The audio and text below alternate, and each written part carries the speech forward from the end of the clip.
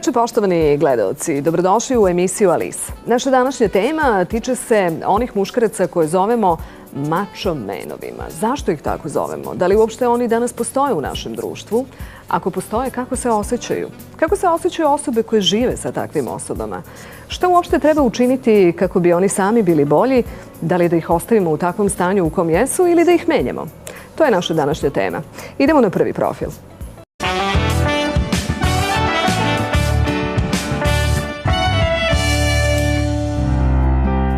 Vladislav Đorđević rođen je 1969. u Novom Sadu. Bavi se književnom kritikom, antropologijom, politikologijom, sociologijom, istorijom i teologijom. Piše eseje, prikaze i prevodi sa engleskog. Preveo je knjigu Razlike među polovima, zašto se volimo, svađamo i pravimo decu, južnoafričke autorke Frances Kendall.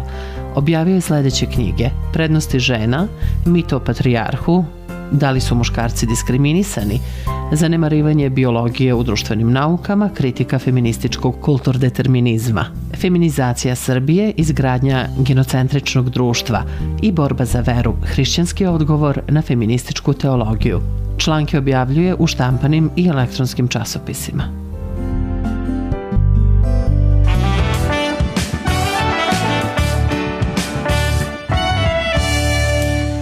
Dakle, kao što ste videli, Vladislav Đorđević, sociolog, naš prvi gost. Izvolite, Vladislave, dobroveče i dobrodošli.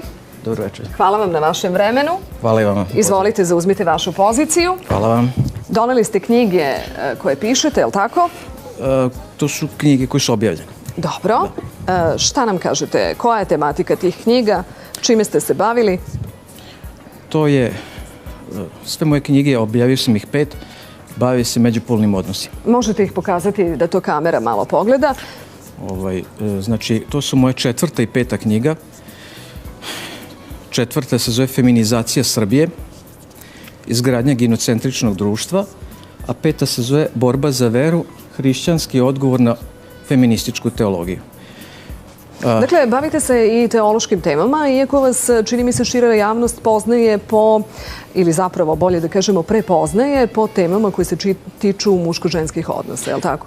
Pa, jeste, u pravu ste, s tim da to je samo bogoslovski ugao, ali ista je tematika. Ok, naša današnja tema jesu ljudi koje zovemo mačo menovima ili mačo mena, ako tako neko više voli. Dakle, kako biste ih vi definisali? Ko su ti ljudi i imamo li ih danas u okruženju? Mačo, koliko je meni poznato, je reč španskog porekla i njome se podrazumeva muževan muškarac. Ako se ne varam, nastaje u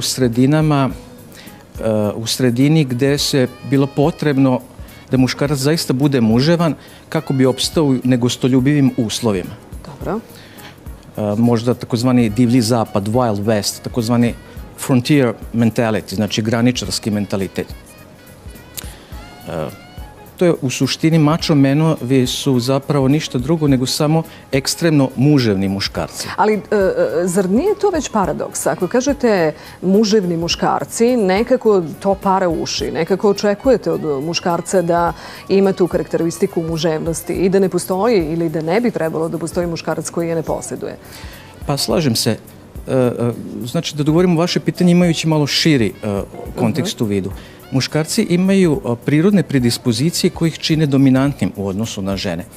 Muškarac je u prosjeku do 7% viši od žena, između 20 i 15% ima veću mišićnu masu ili muskulaturu. On je mišićavi, dakle, u apsolutnom i relativnom smislu. Ima više hormona testosterona koji je hormon asertivnosti, seksualnosti i agresivnosti i zbog mnogih drugih anatomskih, fizioloških, morfoloških, endokrinoloških razloga, on ima, dakle, prirodne predispozicije da dominira nad ženom. To je, dakle, biološka osnova za onu pojavu koju sociolozi nazivaju patrijarhat.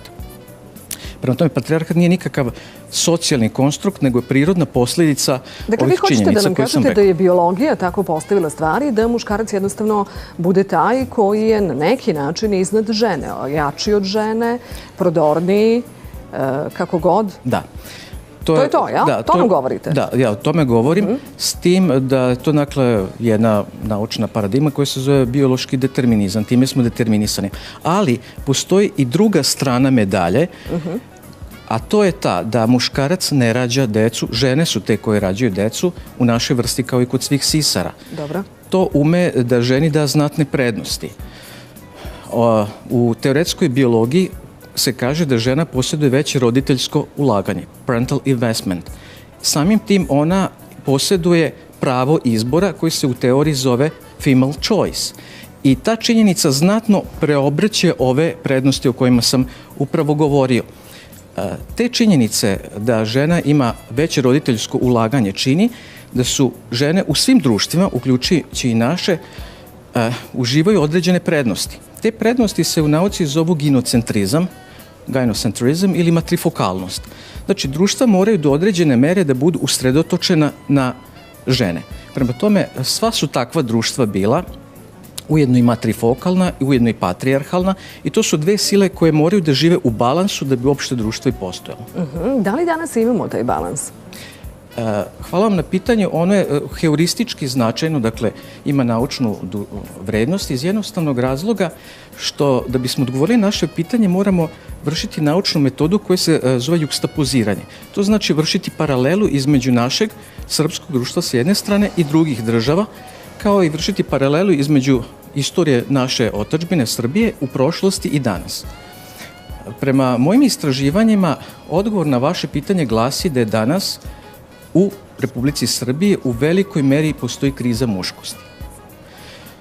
I ta kriza muškosti jeste upravo istorijski gledano, a je upravo i kroz kulturno u odnosu na druge države. Dozvolite samo nekoliko činjenica da iznesem koje bi potvrdile ovo o čemu govorim. Jedan od merila moći muškaraca jeste visina plate. U svim državama sveta prosječna plata muškaraca je veća od prosječne plate žena. Prema tome to nije sporno, ali jeste pitanje kolika je ta razlika, koliko je taj, kako Englezi kažu, gap ili jaz. Od 50 država u Evropi najmanji jaz postoji u Rumuniji, susednoj našoj državi, a posle Rumunije mi smo na drugom mestu.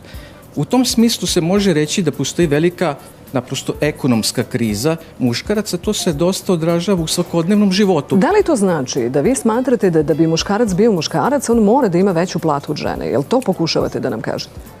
Pa pokušam da kažem, iznosim činjenice, naprosto da u svim državama je to tako. Razlog zašto je to tako jeste, postoji mnogo, a jedan od njih je naprosto što su žene te koje biraju one muškarce koji im na neki način imponuju.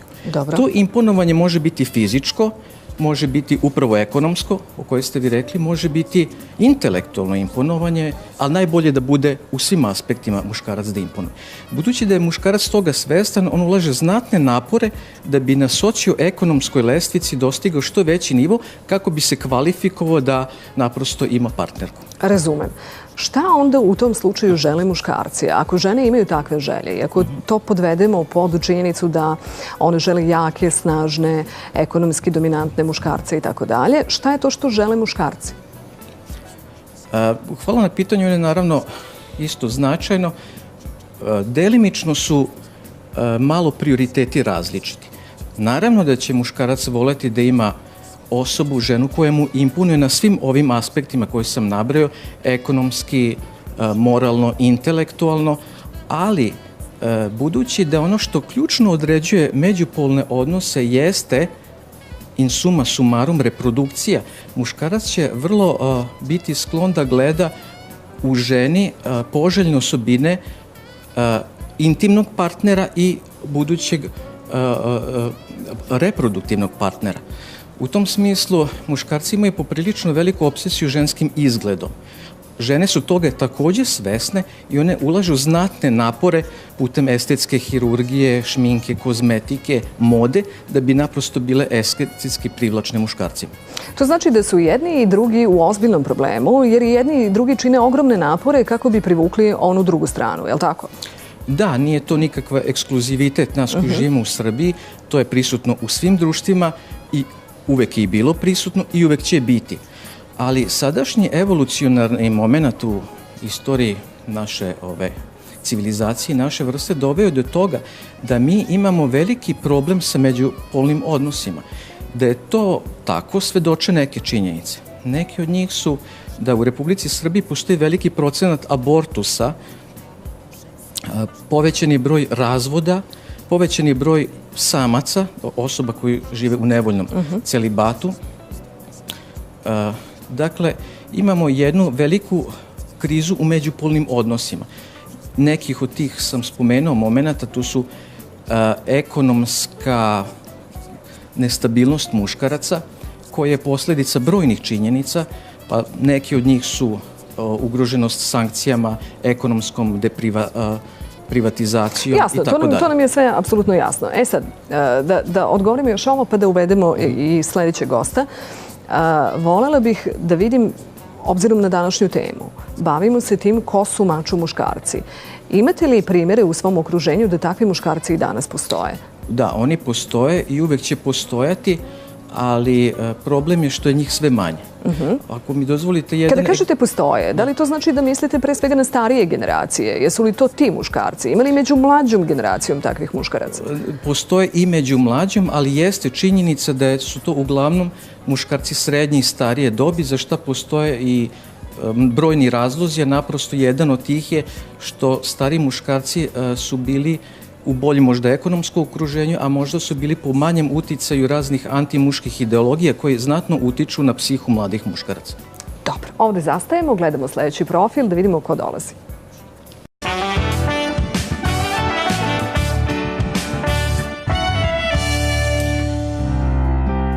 Ljiljana Šarac rođena je u Smederevu 1971. godine. U rodnom gradu završila je gimnaziju, a u Beogradu Filološki fakultet, smer srpska književnost i jezik sa opštom književnošću. 12 godina je radila u saobraćajnom preduzeću Lasta kao novinar, urednik revije Lasta i PR. Nakon toga se okreće profesorskom pozivu i danas radi kao nastavnik srpskog jezika u osnovnoj školi Stefan Dečanski u Beogradu. Godinama je pisala i objavljivala pesme. Dobitnik je Smederevskog Orfeja. Književni klub Smederevo joj je objavio zbirku pesama Lutka učaurene duše 1997. Član je književnog kluba Čukarica. Izdavačka kuća Eurobook objavila je njen prvi roman Opet sam te sanjao 2015. godine, koji je doživeo 3 izdanja. Gde sam to pogrešila je njen drugi roman, objavljen 2016. Roman Zid tajni objavljen je početkom jula 2017. godine. 4. roman Starija 2018.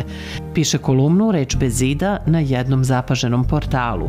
Rukopis 5. romana trenutno je u rukama urednice Eurobooka. Udata je i majka dvojice sinova.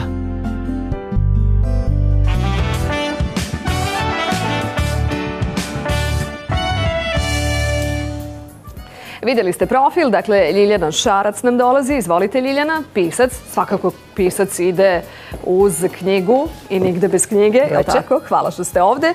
Upoznajte Vladislava. Ljiljana, drago mi je. Nosite Stariju, naravno. To je posljednja knjiga koja stoji iza vašeg imena, je li tako? Jeste. Jeste zadovoljni kako je ona prihvaćena? Odlično je prošla.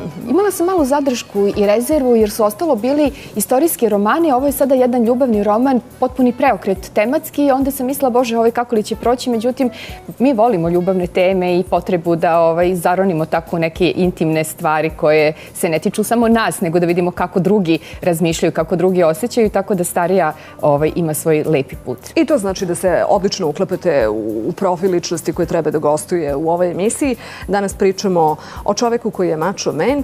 Pa kako vi razmišljate o tome? Ima li takvih muškaraca? Da li ste ih sretali? Kakve iskustva imate na tu temu? Ja sam, sem što sam pisac, profesor i nastavnik u osnovnoj školi i ovih dana je u mojoj zbornici bila centralna tema o macho manu jer sam znala da gostujem kod vas i onda sam htjela da čujem kako razmišljaju moje koleginice i kolege i mogu da vam kažem, Alisa, da je to bila jedna vrlo atraktivna i zanimljiva tema jer su svi imali da kažu nešto na tu temu i po tom pitanju. I znate kako, to je vrlo subjektivna stvar. Ono što je za mene mačo nije za vas ili ono što je za moje koleginice nije za mene. Ali u svakom slučaju došli smo do neke naše zajedničke ženske intuitivne definicije, uopšte ne polazeći od one španske reči šta ona znači, nego šta to znači za nas lično i intimno. I onda smo se složili da to nije gomila mišića, da to nije samo jedan zgodan muškarac, jedan dobar frajer, nego da tu treba imati duha, duše, da to mora da bude neko ko je snažan, ko kada uđe u prostoriju talas vas oduva od njegove energije, lepote, duše, snage, njegove ličnosti. Ovako kada pričate, stiče se utisak da žene obožavaju mačo mena i da upravo takvog žele. Ali imate i primere da kada imate takvog u svojoj kući, a onda kažete pa ovo baš i nije. Nisam želela da od gradskog frajera napravim porodičnog čoveka, ne bar na ovaj način. Šta ćemo sa tim? Zavisi od toga kakva je dama u pitanju pored mačo mena. Ja poznajem mnogo svojih prijateljica koje su suptilne, nežne, kojima treba vođa. I za njih je mačo men idealan partner. Jer on će da odluči, on će da organizuje, a ona će da bude dama koja to čeka. I zaista imate žene kojima treba vođa kroz život i one uživaju u tome. To znači da pored takvog muškarca obavezno mora da bude jedna popustljiva žena koja je neophodna pomoć. Šta ćemo sa superiornijim ženama? Šta ćemo sa ženama koje smatraju da sve mogu same? I žene se menjaju. Ja sam do 40. godine bila žena hajdučica koja sve može, sve hoće i ne treba joj niko i ne treba joj pomoć i želela sam da dokažem sebi, drugima. Ni sama ne znam šta je to bilo u meni da sve mogu sama i želim.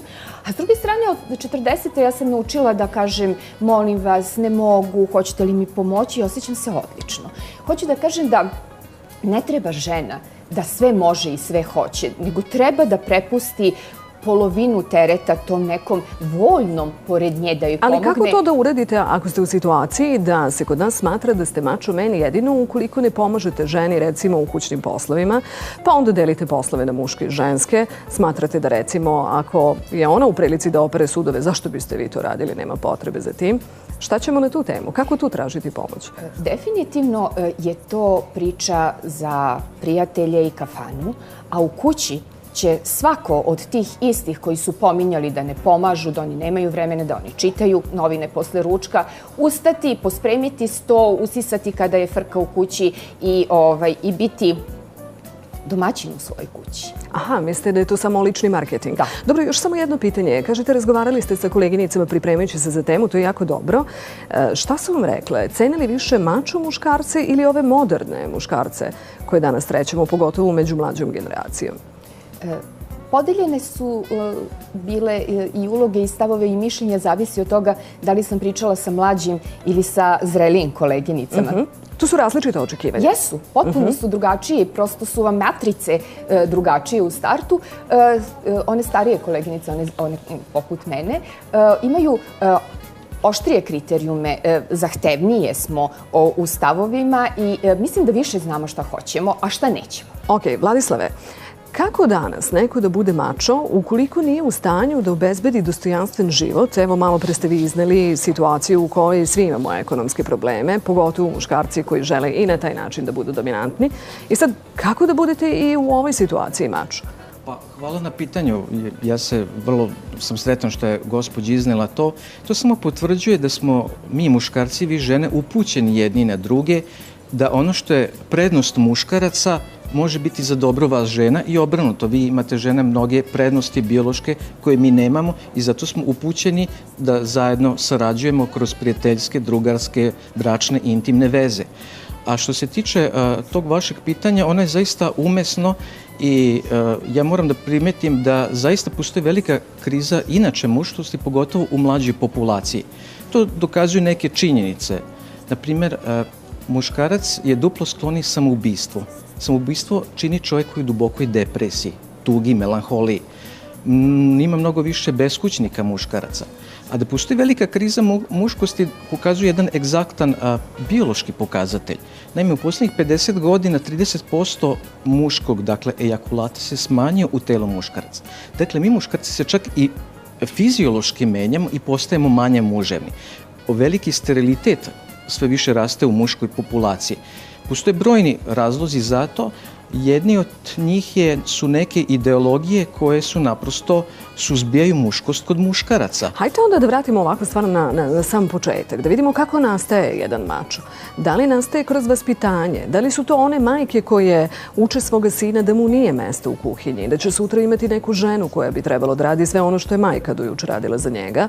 Jel se tako postaje mačo? Pa ja samo moram da definišem, prava muškost ne podrazumeva opresiju nad drugim polom, ne podrazumeva tiraniju, ne podrazumeva a da je čovek neuviđavan, da je nekulturan. U tom smislu, to nije pravi muškarac. Pravi muškarac je čovek koji voli suprotni pol i želi da zaštiti ono koje je izabrao da bude njegova saputnica. Pravi muškarac je džentlmen, pravi muškarac je kavaljir, on ispoljava sve najbolje ljudske i muške osobine. U tom smislu ja zagovaram mačizam, ali ne u negativnom smislu. A naravno da se muževnost, mi rađemo sa tom osobinom, neki su više muževni, neki manje, ali naravno vaspitanje je veoma važno. U tom smislu... Nekako se čini, ja opet moram tu negde da ubacim ono što smatram jako važnim. Imamo nešto što smo zvali nekada balkanskim tipom muškarca, je li tako? Do njega se također dolazi i kao posljedica vaspitanja. Kako vam se danas čini da majke vaspitavaju decu, mušku? Da li su se promenile u tom nekom smislu? Da li danas dečake učimo da peru sudove? Da li radimo na tome? Pa, to je jako dobro pitanje. Vi ste sad spomenuli majke, ali odgovornost da vaspitamo zrele dečake je podjednako i na majkama i na očevima. I, nažalost, postoje zaista dosta pogrešnih načina vaspitanja inače dece, pa pogotovo i muške. Ne treba ih učiti da budu izbegavaju niti kućne poslove, ali ni van kućne poslove. Šta više, treba ih učiti da budu vredni, marljivi, a isto tako to treba učiti i devojke. Sad se postavlja pitanje da li možete biti mačo ako prihvatate da radite kućne poslove. Da li ste onda mačo? Ja, po mojoj definiciji prave muževnosti, to uključuje. Odgovoran muškarac ne prega za ni od jednim moralnim poslom, bilo fizičkim, bilo intelektualnim, bilo u kući, bilo vanje. Dobro. Ljiljana, malo pre smo Vladislav i ja zaključili da ništa tako ne privlači žene kao jedan sposoban muškarac. Jel se vi slažete sa tim? To je tako. Zašto mislite da je ženama to jako važno? Zašto je važno da muškarac ima sve te neke sposobnosti koje od njega očekujemo, pa na kraju krajeva i ekonomsku dobit? Zato što se žena čitavog života dokazuje.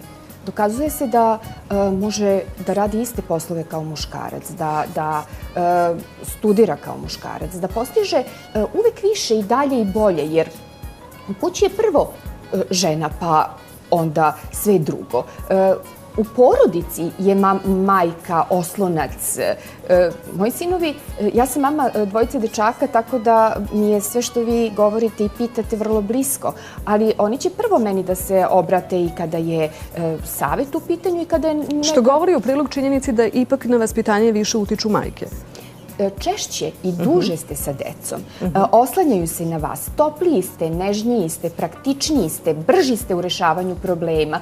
I vi stalno kao žena šaljete detetu poruku, tu sam, slobodno, otvoreni ste za razgovor, za komunikaciju. Kakvu poruku šaljemo detetu ako ono odrasta u atmosferi u kojoj je sasvim normalno da majka je ta koja mora da radi sve po kući, otac ne?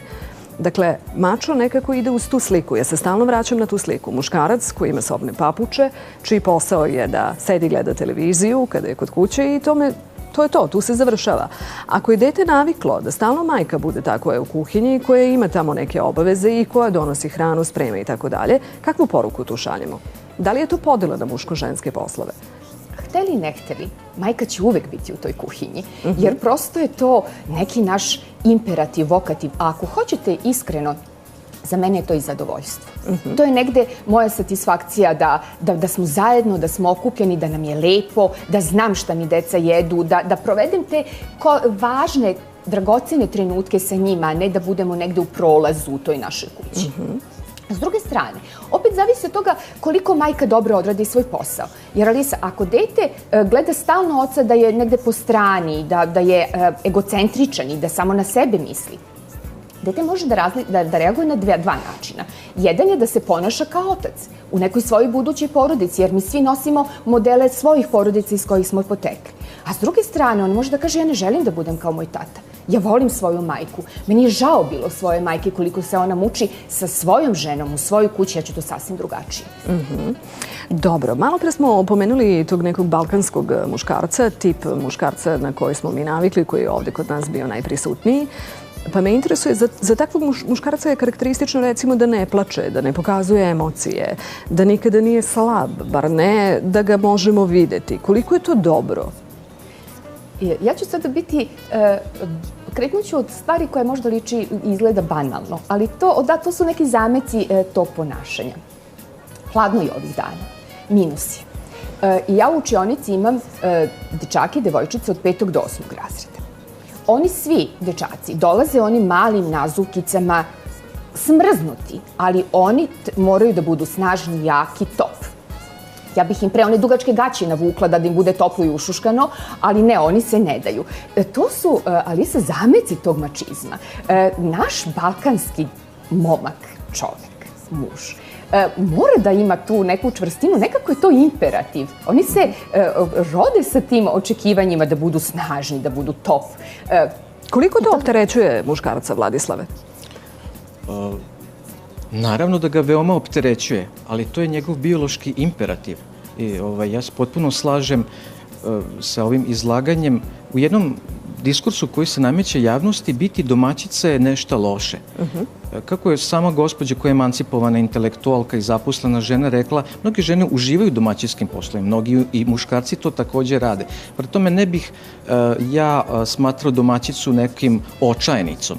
Ima tu lepih stvari, briga za decu, što žene više provode uglavnom sa decom. To je veliko zadovoljstvo. Mi smo nekad muškarci uskraćeni zbog obaveza na poslu i nekih drugih. Ali evo sad ste rekli da i žena radi. Dakle, i žena ima obaveze na poslu. I danas zaista malo vremena ima i za porodicu i za kuću. Znam, ali pokušam da objasnim, ipak postoje neke prirodne tendencije. Ako je žena zaposlena kao prisutna gospođa, još uvek će ona pokazivati veće interesovanje za neke domaćičke poslove, porodičnu brigu i tako dalje. Muškarci često rade ne samo jedan posao, nego dva pa i više. Muškarci ima u sebi imperativ da bude hlebotvorac. Ono što se zove primarni izdržavatelj svoje porodice. To je njegov doprinos porodici. Muškarac da bi pokazao da voli ženu, da voli decu, on ne mora nužno samo biti fizički prisutan. On može finansijski da pokaže svoju ljubav, može kroz neke savete, mnoge druge načine. U svakom slučaju ne delim mišljenje da muškarac i žena treba da sve poslove rade 50-50 da bi onda bili tobože ravnopravni. Naprosto, svi smo obdareni za različite stvari. Zašto mislite da danas, pogotovo mlađe generacije žena, imaju problem sa tim takozvanim balkanskim muškarcem? Ne žele takvoga, žele modernog muškarca, žele tu podelu poslova na pola, žele mnogo više od ovoga što sada mi možemo da iznesemo. Pa vi ste sad spomenuli tog takozvanog balkanskog muškarca. To je jedan mit koji se zasniva na nekim antropološkim istraživanjima iz 19. veka. U 19. veku mi Srbi smo imali među najvećim natalitetima. Današnji takozvani balkanski muškarci ima skoro najmanji natalitet, znači mi muškarci. Prema tome, to je daleko od toga da smo mi današnji muškarci neki mačo tipovi balkanski. To je naprosto jedan potpuni mit. Naprosto nije tačno. Ja mislim da veliki problem savremenih žena, pošto ste vi samih žena, nije u tome što smo mi preterano balkanski tipovi, nego mislim sasvim suprotno da današnje devojke traže nekog autoritativnog muškarca, ne koji će njih tlačiti, biti opresivan, biti tiranin, nego naprosto koji će biti samopouzdan i koji će biti takav da žena ima pouzdanja u njega. I koliko imaju žene, vi sad imate i te neke statistike i time se između ostalog bavite kada pišete svoje knjige. Dakle, šta kaže statistika? Koliko su žene u poziciji da takvog mogu da pronađu? Ili ih je sve manje? Njih je sve manje i bojim se da će ih biti sve manje. Danas tih impresivnih muškaraca jeste sve manje i naprosto postoje brojni socijalni, ekonomski, pa čak i politički razlozi zašto takvih poželjnih muškaraca je sve manje. Naprosto ja mislim da je to čak malo proizvod određenih takozvanih socijalnih konstrukata, tako da zaista pravi muškarac su danas zaista na velikoj ceni. Ali gde su onda zalutali muškarci? Ako je kroz vekove jedna slika porodice podrazumevala da muškarac je taj koji treba da doprinese u ekonomskom smislu svojoj kući, dakle da donese hranu, da tu sve bude u redu i tako dalje, da žena je ta koja u naručju nosi neko dete, da li imate utisak da se danas ta slika menja? Da to ipak nije idealna slika kojoj ljudi teže? Naravno, postoje velike bračni problemi. Ja pokušam samo na jedan jako kulturan način da kažem da postoje čitave ideologije koje potiskuju stvaranje takvog impresivnog muškarca. Ako mi dozvolite, bit ću potpuno otvoren. Postoji, na primjer, nedavno je Američka psihološka asocijacija, jedna vrlo ugledna institucija na svetu, iznela jedan uputstvo koje se na englesku zove outline, u kome je reklo da je tradicionalna muškost, citiram, harmful, štetna. Dakle, ti najveći psiholozi u Sjedinim Američkim Državama proglašavaju normalnu muškost za štetnom. Imate reklamu jednog Gillette, to je, znači, prodavaca muških za brijanje, koji također tvrdi da je muškost nešto loše. Dakle, vi imate čitav jednu antimušku medijsku kampanju. Udružite to sa raznim zakonima i pravnim okvirima koji potiskuju muškarca i koji ga a priori čine krivcem i onda ćete dobiti zaista jednu razumljivu pojavu da je danas muškarac poprilično nesiguran, uplašen i naravno da i žene zbog postojanja takvih kolebljivih muškaraca pate. Ili se slažete sa ovim što je rečeno? Da. Apsolutno. Zato što i u svojim knjigama i na svojim časovima i u svojoj porodici stalno vraćam sve nas na našu izvornu, dobru, zdravu tradiciju.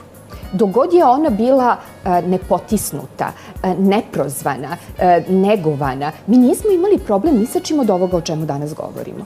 Jer prosto se znalo i ko kosi, i ko vodu nosi, i ko je stup, i ko je oslonac, i zašto je on tu. Ali kada pominjete našu tradiciju i kada pominjete taj odnos prema muškarcu i ženi, veoma često imate i onu situaciju u kojoj, ukoliko žena odbija da previše radi, da sama radi, da sama vodi računa o domaćinstvu i tako dalje, onda ukoliko se muškarac uključi i želi da ju pomogne, imate uvijek neke ljude sa strane koji kažu pa ona se previše opustila ili ovo je popustljiv muškarac, kako se to često zove papučar, koji radi ono što ne bi trebalo.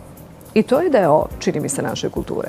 Pa znate što, ako bismo mi razgovarali i razmišljali što drugi kažu, mi nikada ne bismo, znate onu narodnu pripovetku svijetu se ne može ugoditi, to je fenomenalna stvar, to je dobar model, svi dobri modeli kako treba da se ponašamo zapravo se stvarno nalaze i u književnosti i u poslovicama i u narodnoj tradiciji. Radimo i živimo onako kako nama odgovara i kako po imperativima naših moralnih shvatanja. A ako se vodimo za tim šta će ko reći, nećemo dobro proći u životu. Tako da i dalje se vraćam na porodicu, na školu, na te osnovne bazične jedinice gde treba govoriti o samopoštovanju, o poštovanju drugih, o ljubavi, o deljenju, o ravnopravnosti. I onda je sve u redu, onda nema nikakvih problema. Ja kada pričam to svojim sinovima, ja vrlo svesno bacam male tempirane bombice u njihov život, jer jednog dana će oni biti i mladići, i muževi, i očevi. I iskreno se nadam da će se sećati tih reči u pravom trenutku i koristiti te modele koje mi ili primerom ili razgovorom serviramo. Isto i u učionici, Alisa. Vi imate dragocenih 45 minuta sa kojim možete što šta, ali ako kroz svaki čas provučete nešto iskreno, važno, životno dragoceno, oni to nose kao stvarno jedno bogatstvo u život i vi ih osposobljene nagonite u svet. Tako da nije bitno šta će drugo da kažu ako je bračni par, ako je porodica srećna i zadovoljna. Razumem. Vladislave, malo pre smo zaključili da su savremene žene u najvećem broju slučajeva same. Naravno, ogromna želja svakog normalnog čoveka, i muškarca i žene, jeste da nađe tu neku svoju drugu polovinu i da ima nekakvu zajednicu i neku priču koja ga čini srećnim. Zbog čega smo danas tako usamljeni? Jer možda upravo ova priča negde ima veze sa tim. Pa, na početku našeg razgovora rekao sam naprosto u žene biološki utkano zbog prirodne selekcije želja da imaju impresivnog muškarca kao svog seksualnog pa i bračnog partnera i kao oca svoje dece. Takvog muškarca treba da bude dominantan ili fizički, ili ekonomski, ili moralno, ili intelektualno, ili najbolje sve to zajedno. Ali takvog muškarca, nažalost, nije danas lako naći. Također nije lako naći ni idealnu ženu, kakvu žele muškarci. Jer danas smo standard ženske lepote toliko podigli da je to skoro nedostižno. Također, standarde koji podrazumevaju da je muškarac situiran i da može da nam pruži jedan život iz časopisa, također je nedostižan.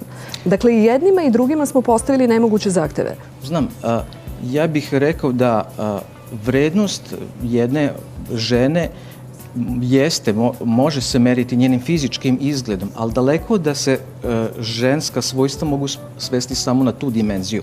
Jer žena ima svoju dušu, svoje emocije, svoj karakter i naravno, kako je gospođa vrlo umesno primetila, kad bi se vratili na naše tradicionalne vrednosti, a to upravo znači vratiti se na našu narodnu kulturu i na našu, dakle, veru, naš patrijarhalan, tradicionalan moral, gde smo na ženu gledali prvenstveno njen kakav je ona po karakteru, a manje prema njenom izgledu. Jer, dozvolite, ipak je šminka samo nešto veštačko, ipak je odeća nešto što mi stavljamo na sebe. Prema tome, kad bismo više cenili ljudskost u nama, obazirali se na karakter. U tom smislu razni takozvani tabloidi i popularna kultura, prema mom dubokom uverenju, često ume da zavede i žene i muškarce jer skreće pažnju na neke pogrešne stvari. Recimo, muškarac je tobože muževan ako je, kako da kažem, fizički preterano snažan, ili žena je tobože privlačna samo ako je super neka, da izvinete na izrazu, cica, malo kolokvijalno da se izrazim, ali mislim da su to potpuno pogrešni modeli i za muškarce i za žene. Jer naprotiv, ja mislim da jedan muškarac koji impresionira svojim inteligencijom, svojim karakterom, svojim čvrstim stavom i jedna dama koja takođe ima ta svojstva, da će i muškarac i žena sa takvom ženom mnogo biti srećniji nego neki muškarac koji nađe neku fizički lepu ženu, ali ne karakternu. Vi pričate o takozvanoj unutrašnjoj lepoti, je li tako? I ta unutrašnja lepota čini se da danas više nikoga ne zanima. Čini se da je jako važno da pošaljete samo šta je to i kakva je vaša ambalaža i kakav utisak ostavljate kada se negde pojavite i to je najvažnije. Recimo, u prilog tome govori i činjenica da kad se pojavite u teretani, tamo naiđete na hiljade nekih momaka koji poziraju, koji pokazuju do čega su došli, koliko su vredno radili na tome. Nikome od njih ne pada na pamet da bi recimo to isto možda mogli da postignu da cepaju negde drva. To neće da rade. Pa naravno. Naprosto, što ste vi sad lepo rekli, ambalaža. Nije ni loše ništa biti ni fizički dopadljiv, ni kao žena, ni kao muškarac, ali to je samo jedna dimenzija nas. Ni sam materijalni status takođe nije ono što nas čini. Bogatstvo ne čini čoveka, kako jedna poslovica kaže, odelo ne čini čoveka. Dakle, moramo pristupiti čoveku ponovo holistički ili celovito ili integralno.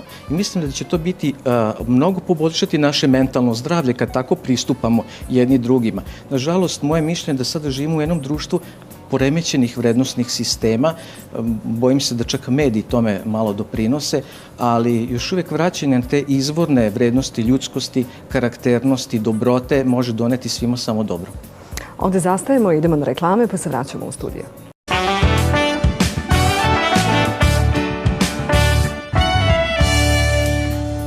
Evo nas ponovo u studiju, pogledali reklame i prilika je da negde zaključimo današnju temu. Kako ćemo sa našim mačo muškarcem? Da ga prihvatimo, da ga menjamo? Šta kažete vi, Ljiljana? Moja sestra i ja smo veliki filmofili. I celog života volimo da gledamo Ralfa i Josepha Fiennesa. Ona voli Plavušana, ja volim ovog crnog i muževnog, a obojica su mačo. I za mene jedan, za nju drugi. Zašto to pričam? Zato što mislim da svako od nas ima intimno neki svoj model šta mu prija, šta je za njega privlačno, šta je muževno, šta je to muškarac koji nam odgovara. Svaka dama, svaka devojka, svaka moja devojčica u učionici ima takvu svoju jednu sliku i predstavu. I sada, pazite, život vam otvara vrata i pruža vam mogućnost da uz pomoć pokušaja, grešaka, tuge, raskida, dođete do nekog možda približnog. Ideali su nedosežni i nedostižni, ali neko ko odgovara toj vašoj slici najidealnije i najbliže, bit će neki vaš možda doživotni partner. Hajde ovako da postavim pitanje. Da li treba da radimo na tome da menjamo mačo muškarca? Ja sam došla do stvarno jednog ozbiljnog zaključka životnog, zahvaljujući svojoj zrelosti i godinama, da je čoveka teško promeniti. Znači, to je predrasuda. Mi možemo da čoveka kao kompletan proizvod i paket ili prihvatimo ili ne prihvatimo. Mačo muškarac, ako je mačo u tom smislu širine, pa i nekog blagog egoizma i samoljublja, ali to se odnosi na estetiku, na dobrotu, na lepotu, na sigurnost po stavovima zašto da ne, onda je to nešto što je apsolutno prihvatljivo. Ako mi o mačo muškarcu govorimo iz one pežorativne, negativne konotacije, da će da lupi šakom o sto, da će da bude neprijatan prema damama, da će sve po svome, da on preko svega gazi, to nikome neće da se dopadne, on će sam sebe da izoluje i mi onda nećemo imati problema s njim, jer on je sam sebe obeležio. Tako da teško da ćemo da menjamo, ali da biramo možemo, to je prosto prirodno. Vladislave, možemo li da biramo? Možemo i moramo da biramo. Potrebni su nama u Srbiji mačo muškarci u smislu koji su samopouzdani, koji imaju čvrste stavove, koji su asertivni. Ali nama ne trebaju mačo muškarci koji su grubi, bezosećajni, koji ne poštuju svoj i suprotni pol. Jel može to da se postigne? Naravno da se može putem samovaspitanja, roditeljskog vaspitanja, kroz školu i kroz sve državne institucije. Samo se bojim da mnogi muškarci danas podležu mnogim pritiscima koji ih čine da ne pripadaju toj idealnoj kategoriji. Ali isto važi i obrnuto za vas, žene, ne bi da delujem nadmeno, ali također devojke bi trebali da shvate da mnogi muškarci radije žele jednu nenužno jako privlačnu fizički, ali ženu koja će mu odgovarati kao njegov partner u komunikaciji, kao osoba kojom će podeliti svoja osjećanja. Prema tome mislim da su... Vi nam sad na kraju kažete nešto što se čini kao jedna ozbiljna i teška istina, iako danas stičemo utisak da to nije tako. Dakle, vi nam kažete da muškarac traži srodnu dušu i ženu koju će da prihvati ovako kako ste opisali, a ne ženu koja će da ga fascinira izgledom, kao što to mi očekujemo. Pa ja mislim da govorim u ime većine muškaraca. Muškarac traži soulmate, ono koje mu njegov odgovara njegovoj duši, i fizički i psihički. Ali ja mislim da mediji, tabloidi neki vrlo šalju pogrešne poruke našoj omladini i muškarcima i devojkama, jer naprosto predstavlju jedan model žene koji naprosto je karikaturalan, a isto tako karikaturalno prikazuje i muškarca. U tom smislu ja smatram da su nama potrebni mačo muškarci, ali u pravom smislu te reči. A to je muškarac koji je samopouzdan na moralnom smislu, intelektualnom i finansijskom, pa naravno i fizičkom, a nama su potrebne isto i neke žene koje su isto tako samopouzdane, koje su moralne, karakterne, naprosto svi trebamo jedni drugi da se međusobno nadopunjujemo u ljubavi i poštovanju. Kako bismo bili bolji. Hvala vam puno što ste bili gosti danas. Ne bih dodala ništa na ovo što ste rekli. Hvala još jednom. Hvala vama. Do gledanja, poštovani gledalci.